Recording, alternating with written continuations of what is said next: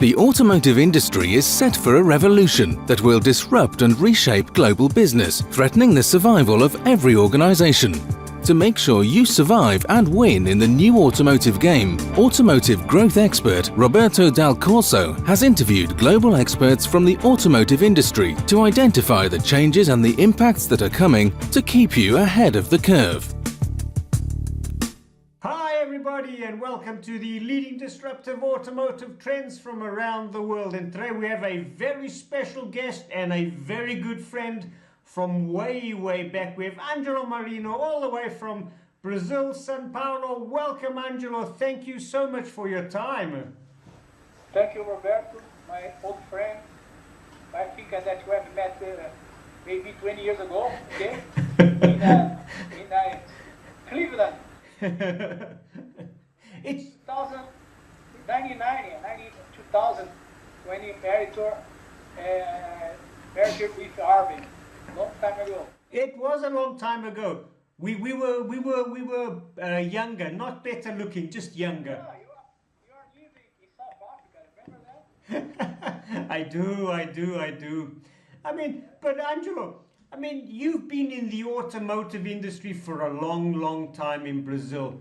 And, can you just take us through a little bit of how you got into the industry and, what has made it exciting for you to stay in the industry all these years? I'm engineer, okay? I started my career in Automotive Group, okay? But working on a quality control area. I was quality control manager during 6 years, and then I moved to, at that time, the name of the company is Brasileiros, and it's a joint venture with Rockwell. Yeah. Okay?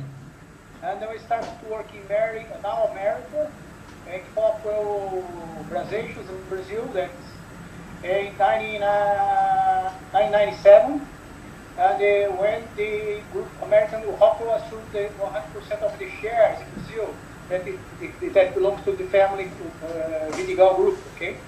And I moved my career from the facility, a quality control area, to export area. When I was invited to work in Merito at that time, I was talking Merito, but at that time we Brazil, okay?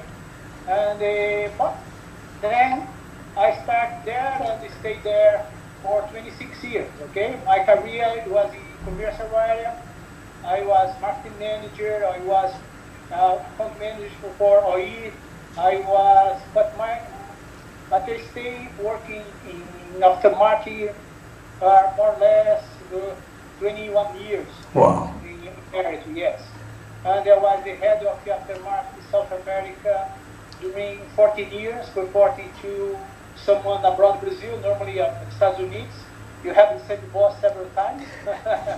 Okay. And but it's very exciting because every month you need to achieve the targets, every month you need to learn something, and all the time you have news, you have to broken barriers, you have to looking for new opportunities, you need to launch new products.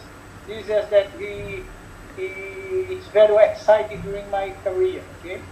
I left the America 5 years ago, and I'm acting as a consultant during this time, and I very support several companies, a lot like American X, so I like other Brazilian companies. And my main focus now is to find new opportunities for Brazilian companies abroad Brazil. But the main focus is United States, and the second focus is Europe. Okay. Okay. That's why I'm supporting the companies to look for opportunities. Yeah. This is my last job. Okay. Yeah. Help the people to find a new customer. Yeah. And Angelo, over the years in the industry that you've had, what has made you successful? Because you've always grown in your career, you've always had more important jobs, you've run the aftermarket in Brazil. What has made you successful? I think the major successful is to have a good team.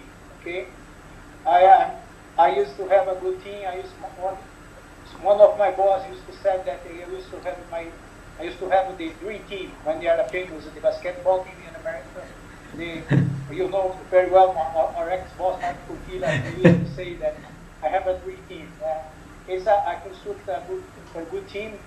The people are very committed with the results, and they are very open to launching new products that you and I need, if you really matter, need to launch products all the time to grow the business. It's I think that and also one thing that I think that is important also. I can survive during these 14 years that we report abroad.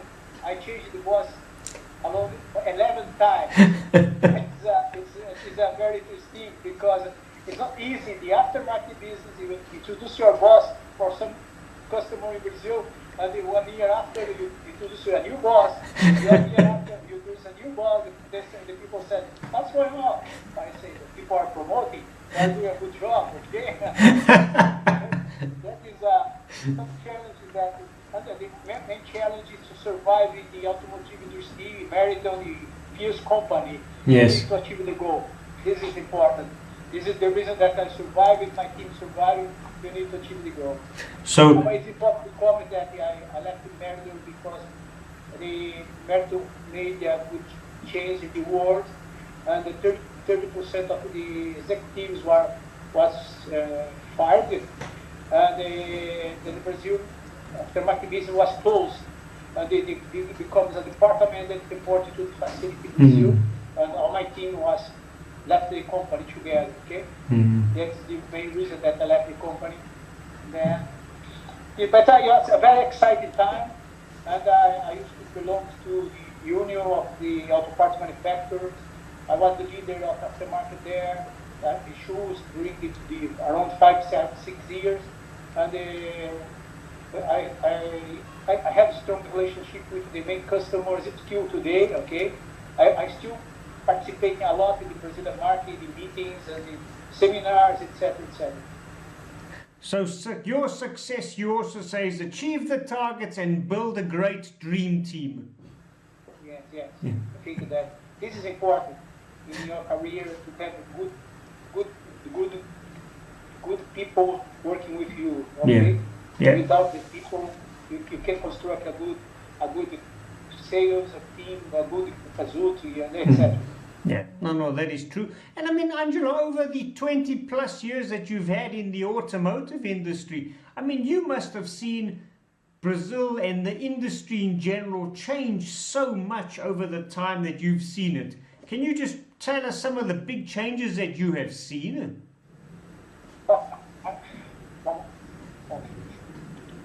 Basically, you don't have big changes in the, when you say the structure, okay? In terms of the market, you still have the distributor, you have the dealers, you have the retailers, okay? You have the end user. Still very traditional in Brazil, and the dealers in Brazil, the participation of the dealers was not good when you have the A and B parts, okay, volumes, okay? They are still concentrating C parts, and they are not investing a big amount of money on that. They don't have a good team, they don't have good inventory. The dealers in Brazil is not performing well like you have in Europe and the United States. It's still the very old model applied in Brazil. For sure, they are changing. Some exclusive parts for sure is in the hand of the dealers.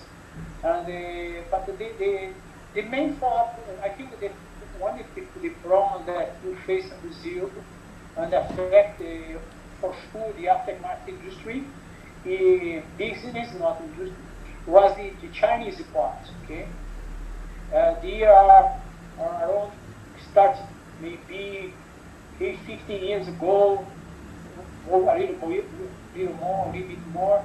They started to people discover the Chinese parts and some other parts like American and the other ones also started to import parts.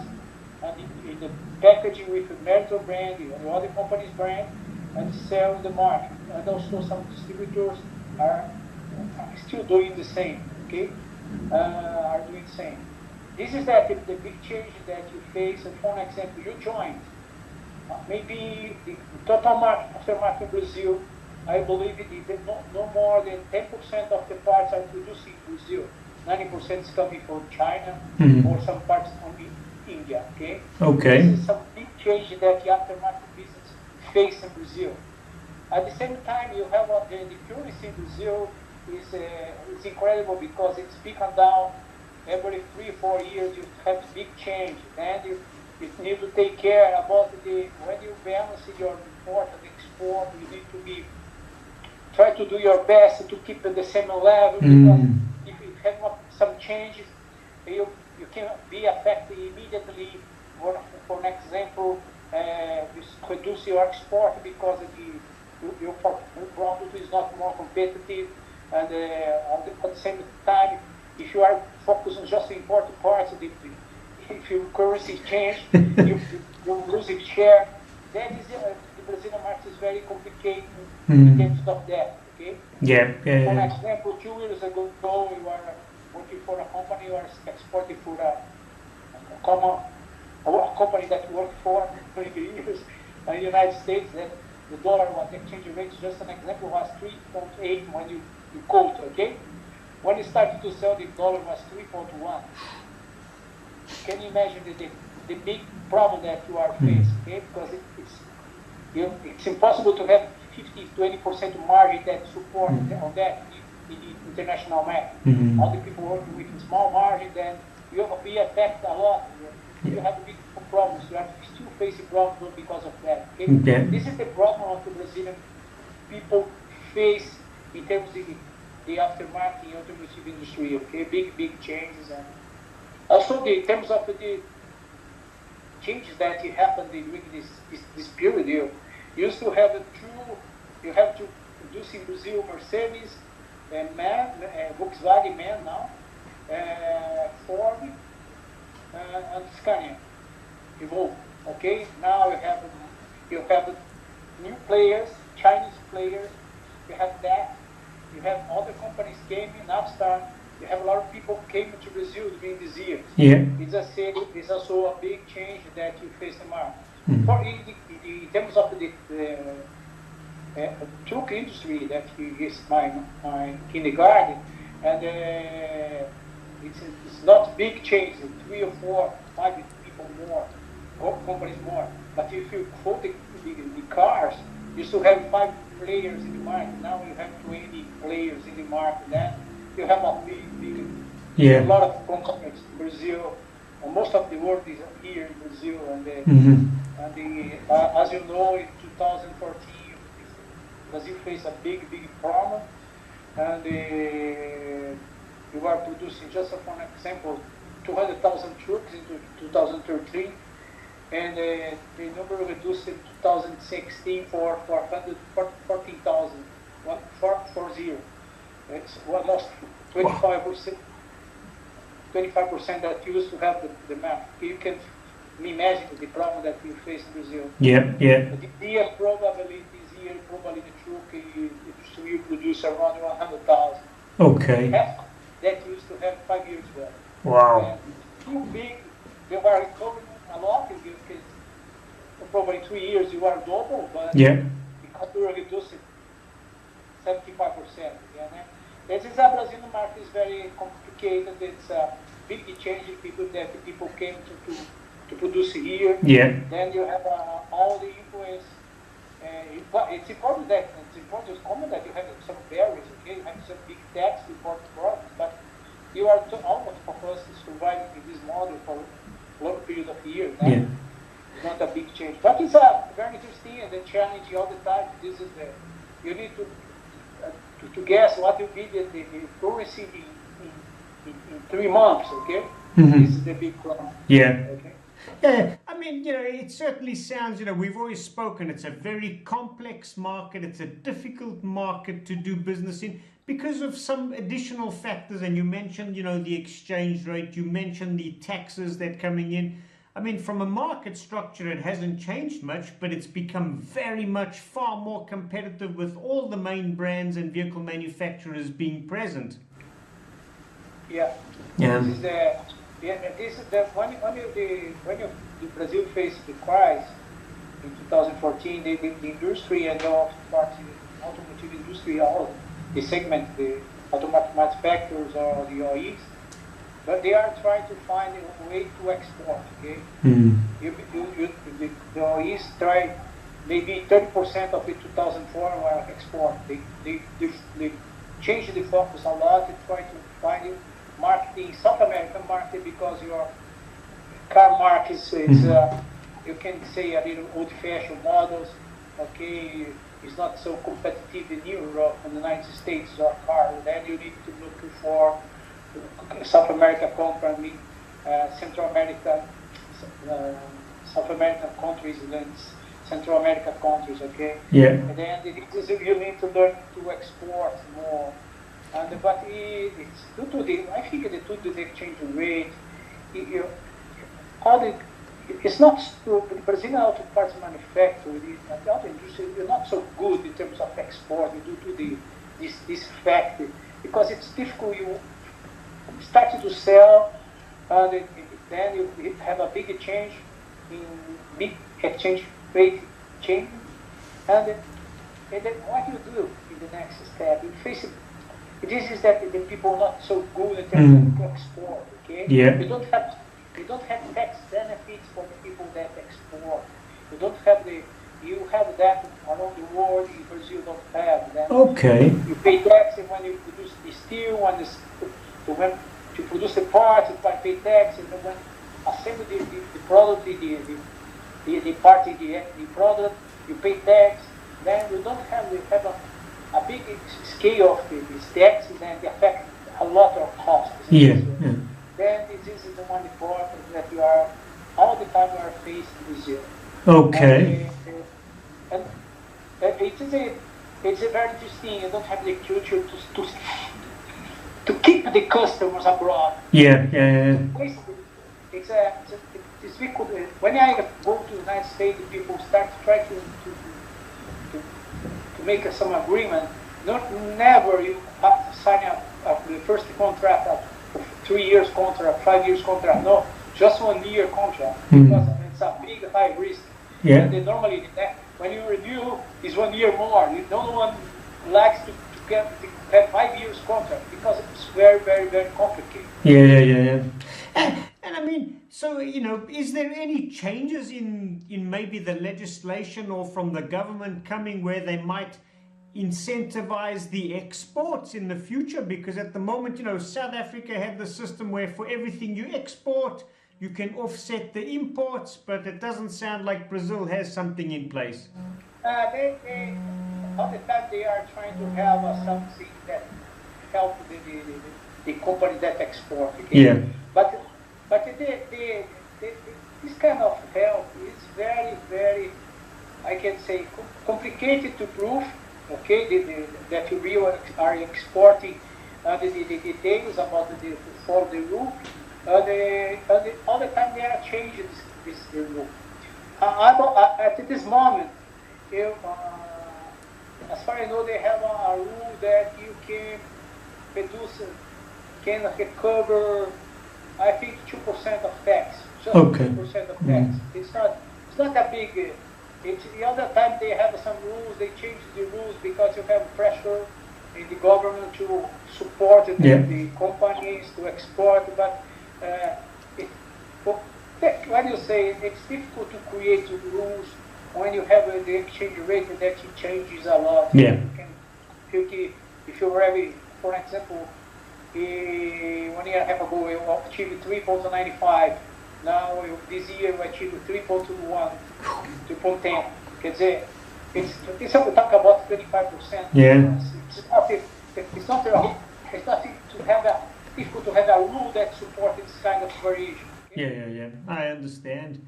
There's a big changes, and I mean more for when you act inside the local market. Are you seeing the changes like we see here in Europe, where you've got the big distributors consolidating and becoming stronger? How prepared are you to navigate the disruptive trends that are set to hit your business? Will you survive and win in the coming years? To understand your level of risk exposure and to help you avoid becoming a statistic of failure, take the free risk assessment here, www.dalcorsogroup.com, which will identify the gaps and how to navigate the risks.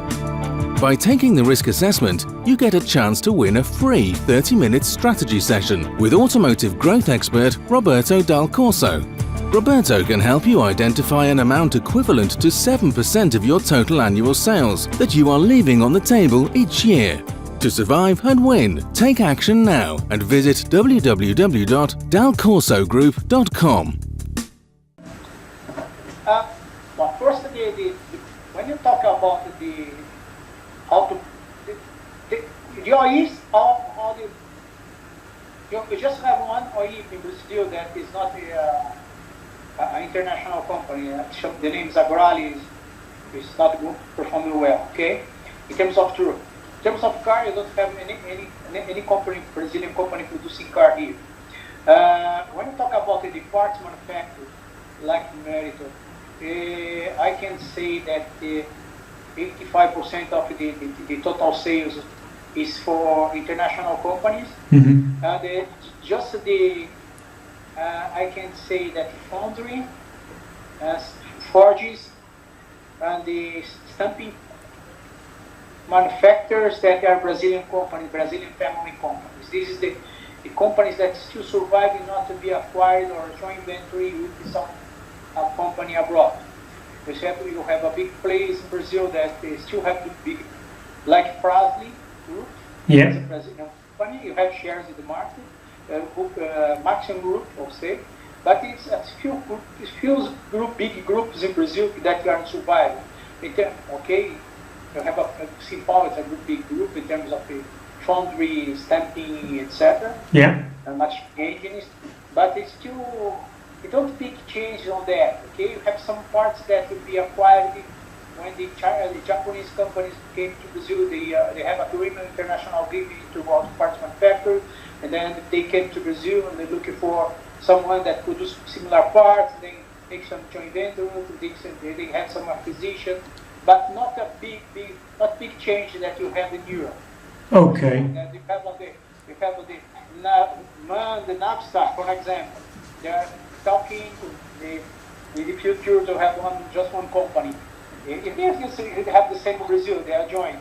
They have the Scania and the Volkswagen, but still totally separate in Brazil. Okay, they had some accounting together, but still have two purchasing team. They still have the two sales team. Okay. Okay. They are joined part by part, but it's still very slow. Okay. That's not because when you talk about the European and American market, you are talking about the 7-8 times more sales parts. Talking Brazilian market, okay. This is the problem, that it's difficult to join companies, okay. And they due to the crisis, most of the companies, Brazilian companies, face problems in terms of financing. In fact, face big finance problems.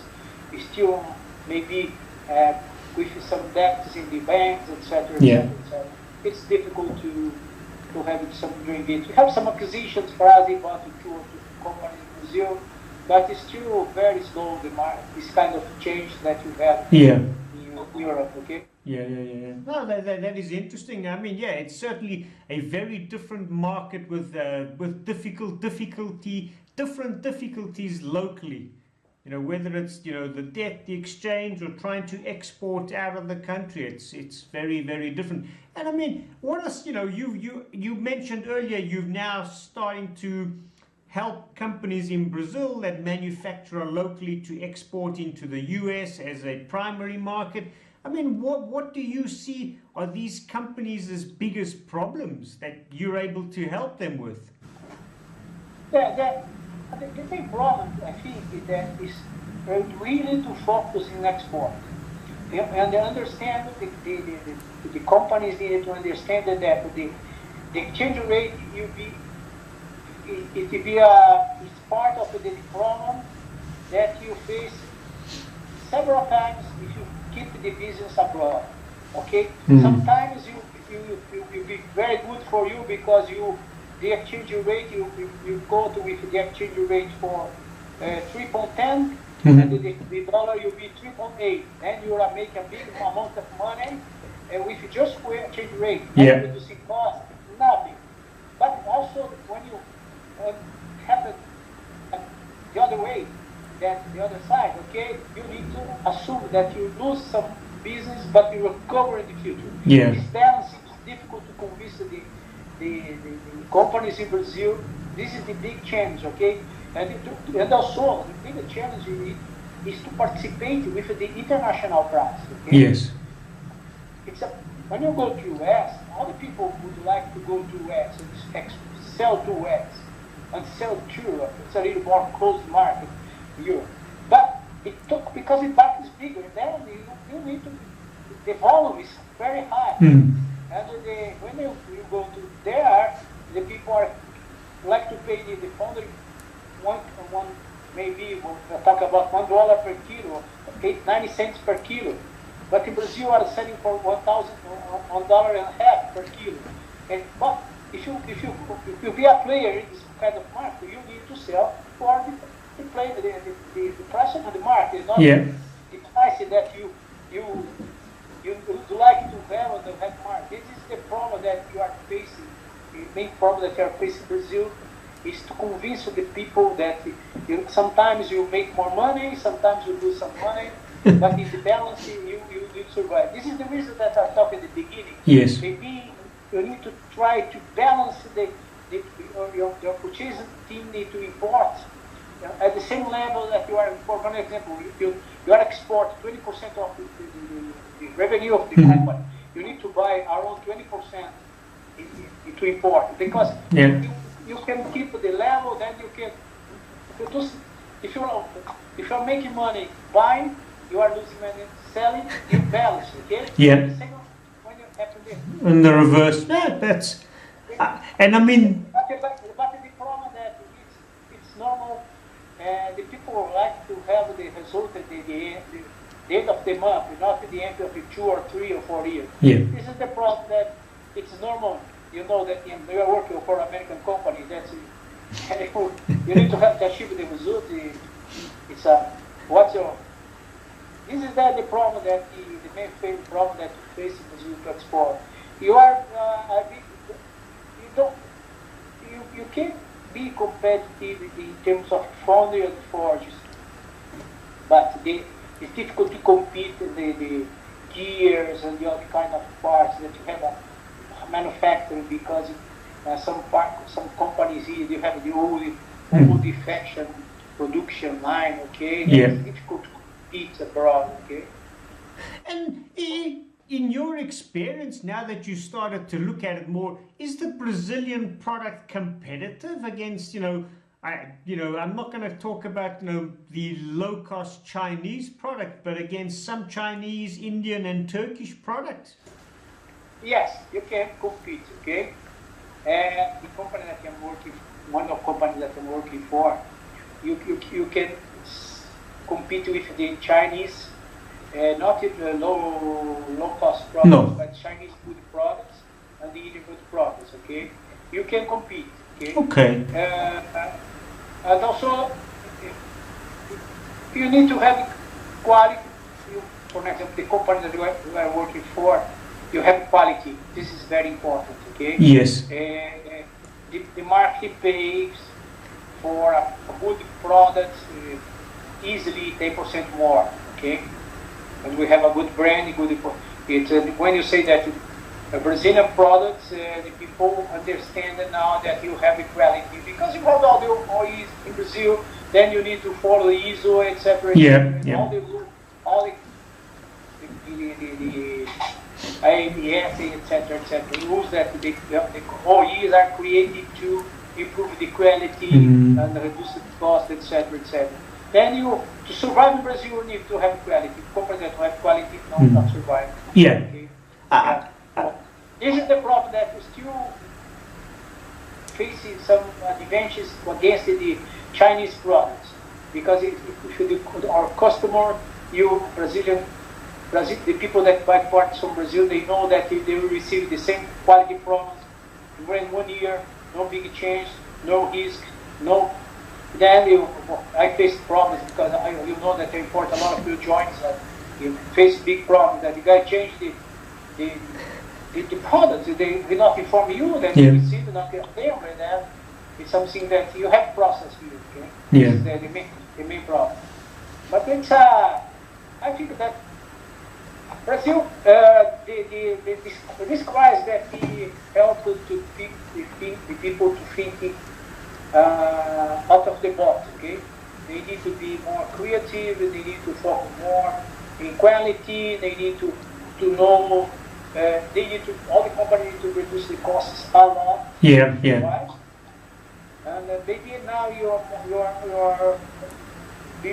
I'm sure that you are preparing to compete in the marketing abroad Brazil. Mm-hmm. Okay, because you reduce the costs a lot. Now you know a little bit more about the advantages of exporting. But it's still, but you, for example, have these two companies that I mentioned that, like Maxim and the group Frasle Group, but they can export more than 30% of the production. They have companies abroad Brazil. This is the company that understood how to survive abroad. Yeah. Okay. I mean, it's interesting because earlier you mentioned, that Brazilian companies need to be more creative, more innovative in how they cut costs and how they adapt and move into the markets.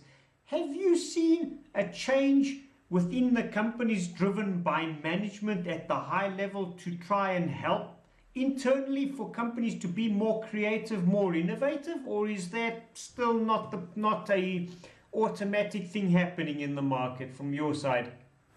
The problem that the company needs to survive in the crisis, okay? They reduce a lot of people, and for sure a lot of people that have experience in the companies, okay? And the intellectual capital left the company, several companies. And I think that they when you say the innovations that you have around the world, etc. For an example, the company that I can say my experience in Froome, that for example, like America, international company, they are supporting and helping Froome with the ideas to reducing costs. Okay. It's happening a lot in Brazil. The companies like I say the companies like Meritor, Eaton, Dana, etc. It's just to give an example in my common field, automotive field. They support the suppliers. Also, in terms of the idea about the raw material, they try to help them to create a pool to reduce the cost. They try to create idea in terms of innovation to always sell, do something different. More the companies, this kind of companies like I comment, they are trying to support their suppliers to be more competitive and not to repair all the problems that they face in terms of raw material, etc. Yeah. This is that happen more. The people are, the company, the suppliers, the customer are helping more the medium and small companies to reduce costs, maybe in terms of the administrative ideas, etc. Okay? Yeah. And this is something that is happening in Brazil at this moment. Okay. And I mean, in your experience, if a company from the US or Europe wanted to come in and start, sales or start an operation in Brazil, what advice would you have for them? Of course, to come to Brazil, they need to have a word agreement with some OEs, because if he came to here and have some contract, and because of to come and started to look for customers, it will be a big risk because the company that are supplying, for sure, you will reduce the price in order to keep the business. then they invest a big amount of money, then you can face a big problem. Then this high risk. You need to come, then you need to have some contract with Volkswagen or Renault or with Nissan or etc. You need to have some contract that you produce in Brazil, you be established in Brazil, but you need to have the contract that you supply the company. Okay, I face it problems. Remember, you are when you have other companies that came to Brazil to produce exhaust products, and then you invest $5 million in a company or facility, RV, invest a lot. Then you need to have the contract to supply Japanese companies in Brazil, Honda, Toyota, Nissan, etc. And they construct a facility to produce 100 million exhausts per year. And you have it in your hands by commitment of the supplies, sorry, not exhaust, but the shock absorbers. I have it in your hands around 500 parts per year. Okay. And at that time, COFAP in Brazil, that now belongs to Magnetic Marelli, reduced the price in 25%. Then you just to keep 120 parts per year. Wow. Then you can imagine the problem that you invest just at the painting area, you invest $1.5 million. Then this is the risk that you need to have. You need to be sure that in the company you have the contract, not to be surprised if they reduce the local supply, reduce the price, etc. This is the main risk, okay?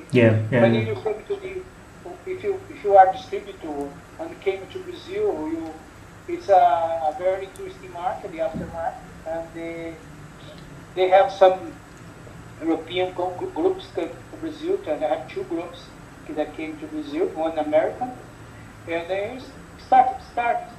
They are gaining share. I think not so fast that they are expecting. But they are gaining share. They are learning the market, the customers, because the aftermarket is a relationship market, I used to say. Okay? And you need to know the people.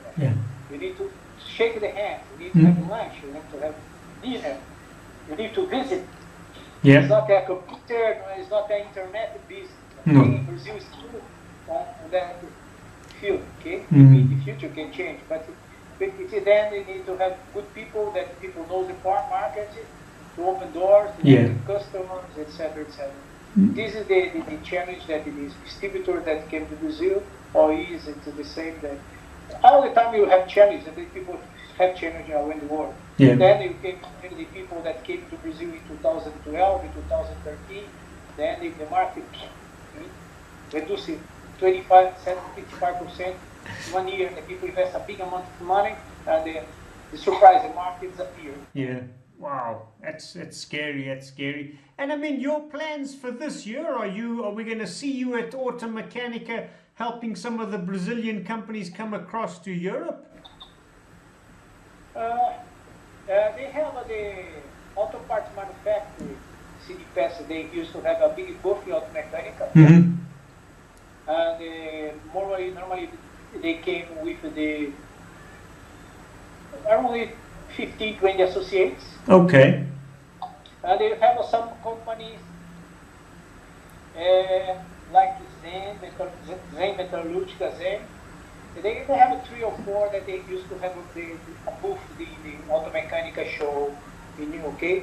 But it's like a more, I can say, to work the brand, okay? Looking for some partnership, but to export, you have some the company that export for in Europe and Brazil. Normally they sell to, for example, Bosch in Brazil. They also sell for Bosch in Germany. Okay. And it's difficult to sell the aftermarket in Europe because you have rules for brakes, for linings, etc., etc. Okay. Then, but it's the people normally goes every 2 years. So that try to open doors, okay? One the company that I support, it's lighting company, Brazil. They used to go to, not in Frankfurt, they go to Hanover. Yeah. Sorry. Yeah, that's it. Yes. But they are supply some lighting products for boost companies in Europe, okay? Okay. There's some kind to open the market. But it's not a. But for example, you have the people goes more. I can say to you that the people from Brazil go more to the Euro or the Automechanica that they go to American fairs. Okay? So America is still the big market everybody wants to go to. Yeah, they prefer to go to Automechanica, and also because the truck platform is a European Brazil. Okay? Yeah. And it is more too common to have the model, etc. It's true. It's true. And are you going to come to Frankfurt this year? I don't know yet. Okay. We are discussing with one of my customers if you are going because you are looking for new products to launch in the aftermarket portfolio, and I very still in doubt if you go to China or go to the Automechanica. Okay. To the customer there, not sure. Okay. No. Probably no. Probably no.